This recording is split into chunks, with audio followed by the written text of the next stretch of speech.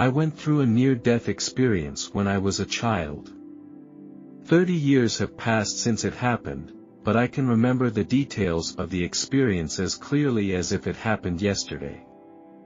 That day, my father took me and one of my brothers and one of my sisters on a camping trip to the mountains. It was a hot summer's day, and when we got there, my father was setting up the tent and we asked him if we could go down to the river to play. At first he said no, but after we begged and pleaded, he agreed and told us not to go in the water, which he did several times. We started walking along the river and we came to a bush, and I forget who suggested going to the other side of the bush. My sister went into the water first. She took a few steps and slipped and fell into the water, then my brother tried to help her and also fell under. I don't know why. I jumped into the water to try to pull him in, but neither of us could swim. I was wide-eyed and panicked, and I was really scared. I tried to breathe, but I couldn't. The water got into my mouth and I couldn't get any oxygen. I remember frantically moving my arms and legs to try to save my life. I remember my body hitting something in the water, and that something hit me so hard it hurt. I don't know how much time passed and I had no more strength to struggle. Then I fell to the bottom of the water. I couldn't see anything. I knew I was dying, and I screamed, "Please God, help me." I don't know how that came out, but I think it was because I occasionally went to church with my mom. But I knew that God was the only one who could help me now. I felt my life fading away. Then I heard the most pleasant voice telling me to relax and that everything was going to be okay. Then I felt hands holding me, and I knew it was a man who was very kind and gentle. I was so happy and confused at the same time. We were floating in midair. I realized that I was not dead, and I felt the ascent very fast. All my pain was gone, and I could breathe again. Then we walked towards a light. Very slowly at first. As we approached the light engulfed me. It was brighter than the sun, but it wouldn't hurt my eyes. The angel I was with said, "Goodbye," and then disappeared. I floated there for a while, thinking, what happened? I felt connected to everything, and everything was connected to me. Then I felt I was no longer alone. I saw the figure of a man approaching. When he came close enough, I felt a strong sense of love and belonging. I can't describe these feelings in words. I was glad I wasn't really dead, but where was I? This angel approached me and spoke to me, but his lips did not move. I could hear him through my mind. He told me he was here to help me with my problems, but first he started showing me my life like a movie. My life was going backwards. I remember thinking, how bad can this be? I was just a kid. The first image I saw was me scratching a car with my keys. I could feel the pain from my actions. The angel didn't judge me and gave me a beautiful smile. The movie showed my whole life second by second. I could feel the results of everything I saw. I felt the owner's feelings and thoughts, and then he told his wife about it. I could feel her pain too, and it's been a bad feeling until now. What was shown was not all bad. I saw myself taking a picture of a homeless boy who became a friend.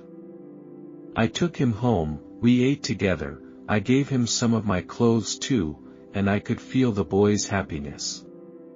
He told me that those are the things that really matter. These are the things that make the world a better place.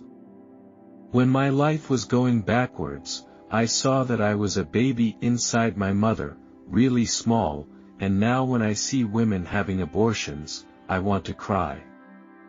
They don't understand that God gave them this child for a reason, that she was chosen by that child. Then the movie stopped and everything I wanted to know was answered. All my questions were answered in one moment. Then I started to miss my life and I started to think about my mother, and I could feel her pain when she heard the news that all her children had died. I knew my angels were showing me this, telling me that my time had not yet come. My mission is not yet complete. What mission? I don't know. I don't know how long this has taken. I have no sense of time anymore. I miss my life and I want to go back. I think about playing soccer with my friends, being hugged by my mom, the things that make me happy. I also knew that my angel did it for a reason, because no sane person would want to go back.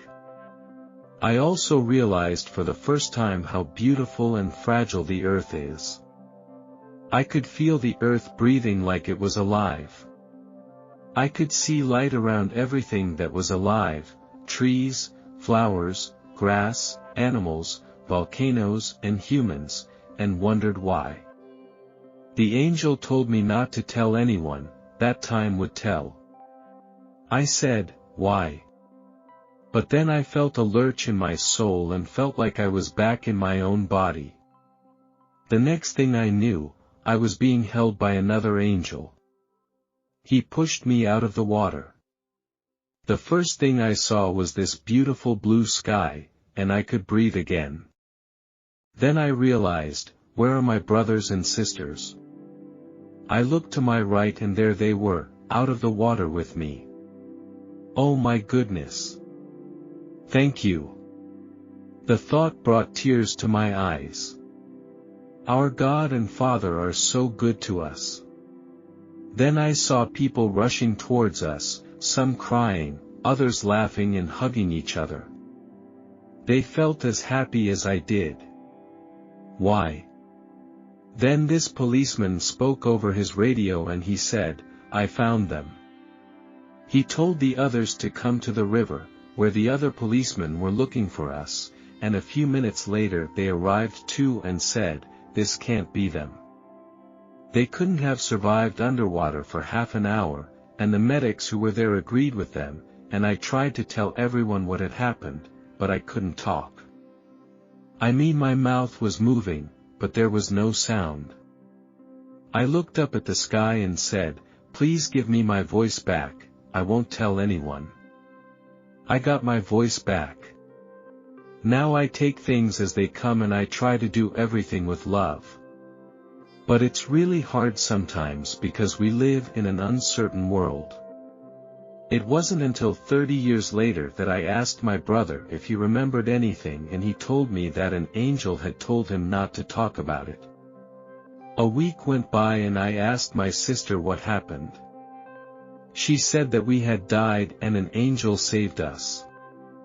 She saw the movie too. I don't know why. But we never talked too deeply on the subject.